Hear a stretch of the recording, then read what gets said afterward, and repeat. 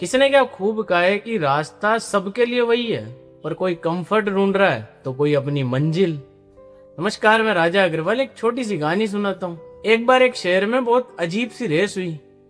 एक तरफ महंगी स्पोर्ट्स बाइक वाले थे तो दूसरी तरफ एक पतला दुबला सा लड़का जिसके पास उसके दादाजी की पुरानी जंग लगी हुई साइकिल थी।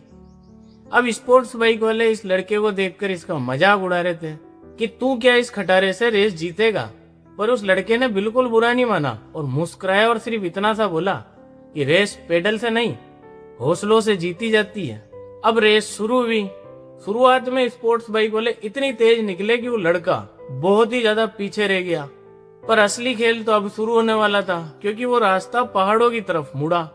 वो रास्ता बहुत ज्यादा पथरीला था, उस पर कीचड़ था और बहुत ही ज्यादा चढ़ाई थी, और इसी कारण से स्पोर्ट्स बाइक अब उस कीचड़ में फंसने लगी।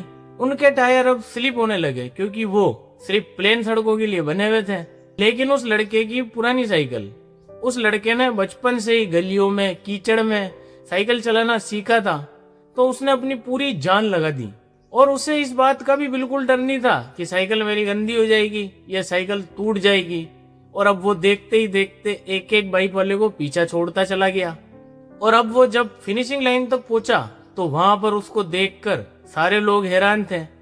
और उसने लाइन तक पहुंचने के बाद सिर्फ उनसे एक बात कही कि इन गाड़ियों को चलाने के लिए सिर्फ फ्यूल चाहिए, पर मेरी इस साइकिल को चलाने के लिए मेरा जुनून ही काफी है।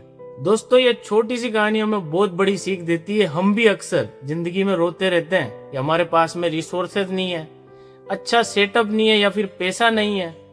पर हमेशा याद रखना, मुश्किल रास्ते महंगी गाड़ियों से कभी पार नहीं होते हैं। वो तपाए हुए इन हाथों और इन जिद्दी पाँवों से पार होते हैं। और अगर तुमने भी स्ट्रगल में जीना सीख लिया तो दुनिया की फिर कोई भी रेस तुम्हें हरा नहीं पाएगी।